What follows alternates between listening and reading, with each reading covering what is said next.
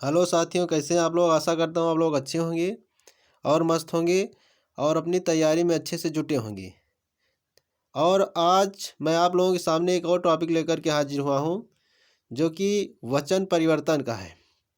जैसा कि आप लोग जान रहे हैं कि हम हिंदी और रीजनिंग के टॉपिक को लगातार कवर करवा रहे हैं।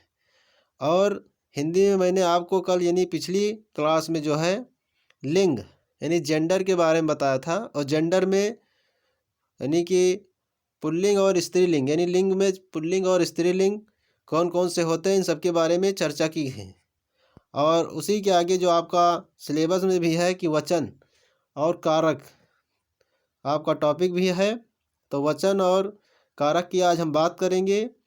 तो वचन के बारे में चलिए जानते हैं कि वचन क्या है। पहले वचन परिवर्तन को समझते हैं कि वचन में कैसे कैसे परिवर्तन होते हैं। उसके बाद हम कारक की बात करेंगे, जो कि ये आपके लिए बहुत ही इम्पॉर्टेंट टॉपिक है। यहाँ से क्वेश्चन अवश्य बनेंगे और हर बार क्वेश्चन यहाँ से बने हैं, तो क्वेश्चन बनेंगे अवश्य। तो चलिए देखते हैं कि वचन परिवर्तन में क्या मेथड रहता है, किस प्रकार से इनको समझा जाता है। तो अगर बात करें वचन की, तो संज्ञा शब्दों की संज्ञा जो है संज्ञा शब्दों की रूपावली का अध्ययन करते समय संज्ञा शब्दों की रूपावली का अध्ययन करते समय आपने पढ़ा था, यानी संज्ञा शब्दों की रूपावली का अध्ययन करते समय आपने पढ़ा था कि हिंदी में मूल शब्दों के बहुवचन प्रायः शून्य या कामा लगा ए एन तथा आन प्रत्यय लगाकर बनाए जाते हैं। वचन परिवर्तन के नियम इन्हीं प्रत्ययों के लगने पर निर्भर करते हैं, यानी इन्हीं तीन चीज़ों के ऊपर क्या है आपका वचन परिवर्तन का नियम निर्भर करते हैं। तो जैसा कि आप जानिए पहले कि ए प्रत्यय यानी ए प्रत्यय जोड़कर अकारांत के अंतिम आ के स्थान पर ए प्रत्यय लग जाता है। अकारांत आप समझे कि अकारांत शब्दों के अंतिम आ के स्थान पर ए प्रत्यय लग जाता है। जैसे कि एक वचन से बहुवचन बनाना है तो आ के जहाँ पे क्या हो जाएगा, ए हो जाएगा। जैसे कि एक वचन की बात की जाए लड़का में आ प्रत्यय लगा है। प्रत्यय जैसा कि आप लोग जानते हैं कि प्रत्यय पीछे लगते हैं, यानी वाक्य के पीछे जुड़कर एक नए शब्द का निर्माण करते हैं। तो उसी प्रकार से यहाँ प्रत्यय जो है आपका लड़का में आ प्रत्यय है। और उपसर्ग जो होता है वो उप माने पहले होता है, सर्ग माने जुड़ने वाला। ये जो वाक्य के पहले जुड़ता है उसे उपसर्ग कहते हैं, और जो वाक्य के पीछे जुड़ता है उसे प्रत्यय कहते हैं। तो यहाँ पर देखिए लड़का यानी कि लड़का में आ प्रत्यय है, तो उसके बहुवचन में आ का ए हो गया है, यानी लड़के हो गया। जैसे गधा का गधे हो गया है, रास्ता का रास्ते हो गया है, बच्चा का देखा जाए तो बच्चे हो गया है, कमरा का देखा जाए तो कमरे हो गया। कहने का मतलब यही आपको बताया गया, अकारांत शब्दों के अंतिम आ के स्थान पर ए प्रत्यय लग जाता है। तो इस प्रकार जैसे मुर्गा मुर्गे हो जाएगा, दाना दाने। अगर भाला एक वचन है तो आ प्रत्यय ए प्रत्यय लगने से भाले हो जाएगा, और कपड़ा का ए प्रत्यय लगने से कपड़े हो जाएंगे, घंटा का घंटे हो जाएंगे, लोटा का लोटे हो जाता है बहुवचन, पैसा का पैसे हो जाता है अगर आपके प्रत्यय ए लगा है और अकारांत शब्दों के अंतिम आ के स्थान पर ए प्रत्यय लग जाता है। तो इस प्रकार से आगे देखते हैं, एन प्रत्यय जोड़कर यानी क्या है कि व्यंजनात् आ अंत वाले मूल शब्दों में आ का लोप हो जाता है और उसके स्थान पर एन हो जाता है। एन क्या है, बहुवचन सूचक प्रत्यय लग जाता है। जैसे कि नहर का नहरें हो जाएगा, बोतल का बोतलें हो जाएगा, कलम एक वचन आता है तो बहुवचन कलमें हो जाएगा, दीवार दीवारें, सड़क का सड़कें, चीज़ का चीज़ें, बाँह का बाहें, पुस्तक का पुस्तकें। तो क्या है, ये एन प्रत्यय जो है जुड़ करके कायनी व्यंजनात् आ के स्थान वाले मूल शब्दों में आ स्वर का लोप हो जाता है, यानी लोप का मतलब खो जाते हैं, और उसके स्थान पर एन बहुवचन सूचक प्रत्यय लग जाते हैं। इस प्रकार से वचनों का निर्माण होता है। आगे देखते हैं, अकारांत या उकारांत, अकारांत उकारांत और औकारांत आदि शब्दों में अंतिम स्वर का लोप नहीं होता है। अंतिम स्वर के बाद ए प्रत्यय जुड़ जाते हैं। अकारांत उकारांत आप लोग जानते ही होंगे, और आ को ह्रस्व कर देते हैं। जैसे जैसे कि क्या है, आ ह्रस्व का मतलब छोटा होता है। तो एक वचन देखा जाए और बहुवचन, तो महिला का महिलाएं हो जाएगा, कथा का कथाएं हो जाता है बहुवचन, कविता का कविताएं हो जाता है, शाला का शालाएं हो जाता है। ऐसे क्वेश्चन एग्जाम में पूछे जाते हैं कि महिला का बहुवचन क्या होगा, तो आपको महिलाएं लगाना है। कविता का पूछा जाता है, कविता का बहुवचन क्या होगा, कविताएं हो जाएगी। इस टाइप के क्वेश्चन पेपर में पूछे जाते हैं। तो आप लोग इस क्लास को पूरा अवश्य देखें, जिससे कि कोई टॉपिक आपसे मिस ना हो और आप लोग पेपर में बैठें तो इन प्रकार के क्वेश्चनों को आसानी से सॉल्व करें। जैसे वधु का पूछ लिया जाए कि वधु का क्या बहुवचन क्या होता है, वधुएं होता है। अगर गौ का पूछा जाए तो गौएं हो जाएगा। माता का अगर बहुवचन पूछा जाए तो माताएं हो जाता है। दवा का दवाएं हो जाता है। और ये यूपी पुलिस के लिए बहुत ही इंपॉर्टेंट टॉपिक है, क्योंकि सिलेबस में जो है लिंग, वचन और कारक को दिया गया है। तो इसको ध्यान में रख के हम लोगों को पढ़ना है, जिससे किसी कोई क्वेश्चन आए तो मिस ना हो। आगे चलते हैं। अन प्रत्यय को जोड़ करें जब इकारांत संज्ञा शब्दों में अन बहुवचन सूचक प्रत्यय लगता है तो अंतिम स्वर ई का परिवर्तन ह्रस्व ई में हो जाता है, यानी छोटी ई में हो जाता है। ह्रस्व का मतलब छोटा होता है, हो जाता है। ई और अन के मध्य या व्यंजन का आगमन, ये मतलब आगम हो जाता है। जैसे कि दासी प्लस अन प्लस या प्लस अन, तो दासियां बनाता है।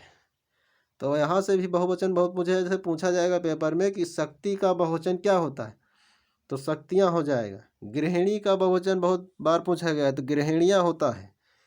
पंक्ति का पंक्तियाँ होता है। स्त्री का बहुवचन स्त्रियाँ होता है। नारी का बहुवचन नारियाँ होता है। अगर बात की जाए गली का बहुवचन गलियाँ होता है। बुढ़िया का बहुवचन बुढ़ियाँ होता है। रीति का रीतियाँ होता है। लड़की का लड़कियाँ होता है। नदी का क्या है, नदियाँ होता है। यहाँ पर इतने मतलब अन की मात्रा लग जाएगी। और जो है आगे देखेंगे तो आगे जो दिया गया है आपका शून्य प्रत्यय जोड़कर, यानी शून्य प्रत्यय जोड़कर। शून्य प्रत्यय जोड़ने का अर्थ इतना ही है कि कुछ संज्ञा शब्दों में एक वचन और बहुवचन रूप समान रहते हैं, जैसे पानी, प्रेम, प्यार, भय, क्रोध, दान। इसमें जो है कोई परिवर्तन नहीं होता। पानी एक वचन में सेम लिख रहेगा और बहुवचन में भी ऐसे रहेगा। प्रेम प्रेम भी एक वचन में ऐसे ही रहेगा और बहुवचन में भी उसी प्रकार से रहेगा।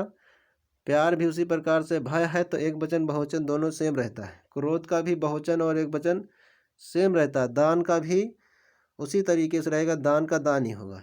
हिंदी में कुछ शब्दों के बहुवचन बनाने के लिए मूल शब्दों के साथ वर्ग, वृंद, गण, लोग, जन आदि समूह अच्छी शब्द जोड़ दिए जाते हैं। जैसे कि कर्मचारी वर्ग, तो क्या है कर्मचारी वर्ग, क्या है बहुवचन बनाने के मूल शब्दों के साथ वर्ग या वृंद या गण लोग जोड़ दिए जाते हैं। तो पक्षी का पक्षी वृंद हो जाएगा। असभ्य लोग, वृद्धजन या लेखक गण, ये सब आदि हैं। हिंदी में कुछ शब्दों के बहुवचन बनाने के लिए मूल शब्दों के वर्ग, वृंद, गण, लोग, जन आदि समूहवाची शब्द जोड़ दिए जाते हैं। अगला नंबर है कि हिंदी में कुछ शब्द हमेशा बहुवचन रूप में ही प्रयुक्त होते हैं। जैसे आंसू, आंसू हमेशा बहुवचन है। केस हमेशा बहुवचन है। समाचार, दर्शन, प्राण, हस्ताक्षर, बाल, लोग, प्रजा, रोम, होश आदि, ये सब क्या है हमेशा बहुवचन में प्रयुक्त होते हैं। और क्वेश्चन यहाँ से बनते भी हैं। का नंबर है समाचार मिलते ही उसके आंसू उमड़ पड़े। आगे दिया गया इस प्रकार से पूछा जाएगा इसमें से क्या बहुवचन है। खा नंबर दिया गया है कि आपके दर्शन के लिए लोग इकट्ठा हो गए, तो आपके दर्शन जो है ये क्या है बहुवचन है। ग नंबर देखें उसके प्राण ना निकले, ये क्या उसके प्राण ना निकले, तो ये क्या है आपका बहुवचन में प्रयुक्त हुआ है। उसके बाल बहुत घुंघराले हैं, इस टाइप के क्वेश्चन पूछे जाते हैं पेपर में। तो ये क्या है बाल क्या है बहुवचन है। उसमें पूछेगा कि बहुवचन कौन कौन है, तो बताना होता है क्या है उसके हैं कि बाल है कि बहुत है, घुंघराले तो बाल क्या है बहुवचन है। इसी तरह से आप देखेंगे, इसी तरह से कुछ ऐसे संज्ञा शब्द भी हैं जो हमेशा एक वचन में ही आते हैं, जैसे कि क्रोध, अभी बताया गया, क्रोध, क्षमा, दया, प्रेम, जल, जनता, पानी, दूध, वर्षा, हवा, आग, ये सब हमेशा एक ही वचन में प्रयुक्त होते हैं। इसका एक वचन और बहुवचन सेम ही होता है।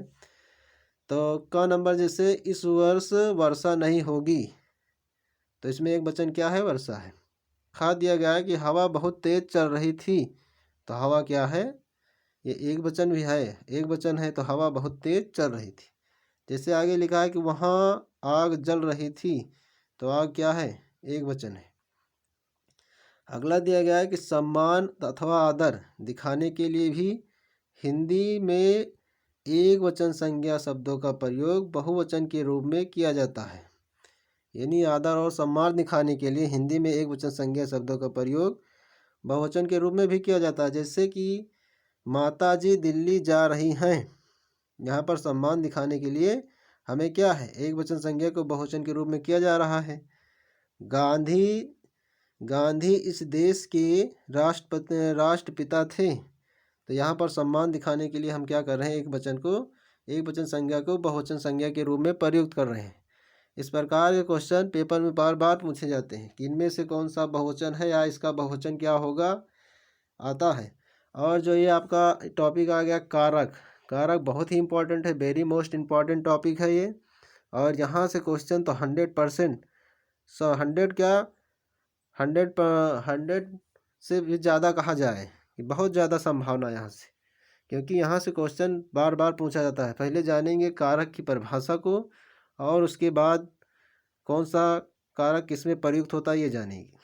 परिभाषा जान लीजिए पहले कि संज्ञा या सर्वनाम के जिस रूप में उसका सीधा संबंध क्रिया के साथ ज्ञात हो वह कारक कहलाता है। क्या कहते हैं? संज्ञा या सर्वनाम के जिस रूप में उसका सीधा संबंध, यानी सीधा संबंध क्रिया के साथ ज्ञात हो वह कारक कहलाता है। जैसे कर्ता ने, करण आ जाएगा तो कर्ता अगर आ रहा है तो ने से संबंध होगा। करण आ जाएगा करण में तो ने से द्वारा, अपादान से क्या होगा? अलग होने के लिए कहा जाए, अलग होने का अर्थ आएगा। अगर संबंध आता है, संबंध होगा कोई, तो का होगा? की लगा होगा, के लगे होंगे, रा री रे लगा होगा। जैसे कि कारक है कर्म, कर्म में को लगा रहता है, संप्रदान के लिए होता है या को होता है या के वास्ते हेतु होता है। अधिकरण में अगर आप आएंगे तो में लगा होगा, पर लगा होगा, के लगा होगा, ऊपर के, भीतर के, बाद के, पहले को, ये सब लगा रहेगा। बीच में संबोधन आएगा तो आप देखेंगे हे, विस्मय का चिन्ह रहेगा, रे, अरे, इस प्रकार के वाक्य जुड़े होंगे। जैसे कारक चिन्ह को याद करने के लिए एक आपका सूत्र है, कर्ता ने और कर्म को करण रीत से जाना।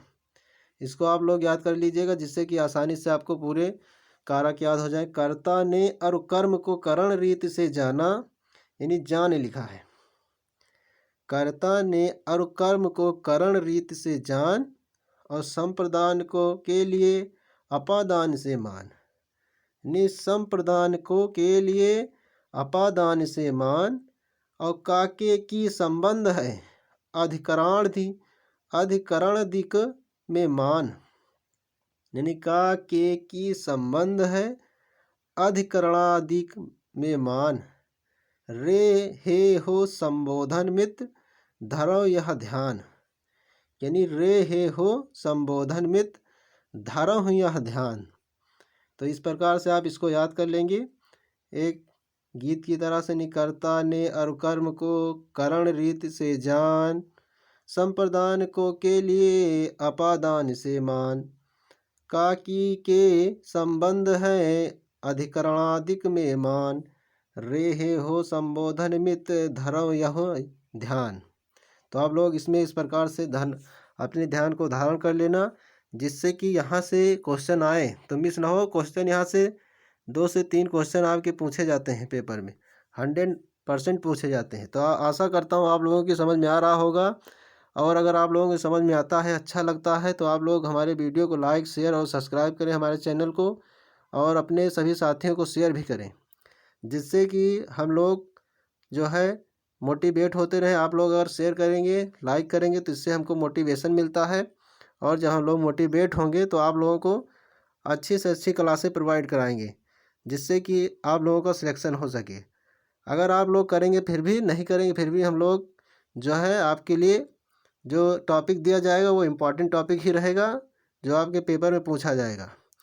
तो ये सब चीज़ें पूछी जाती हैं, इसलिए आप लोगों को कवर कराया जा रहा है। यहाँ से क्वेश्चन बनेंगे, जितने भी टॉपिक हैं जहाँ से क्वेश्चन ज़्यादा बनने की संभावना है उन टॉपिकों को पहले कराया जा रहा है। तो इसी के साथ जो है मैं अपनी वाणी को विराम देता हूँ। जय हिंद, जय भारत।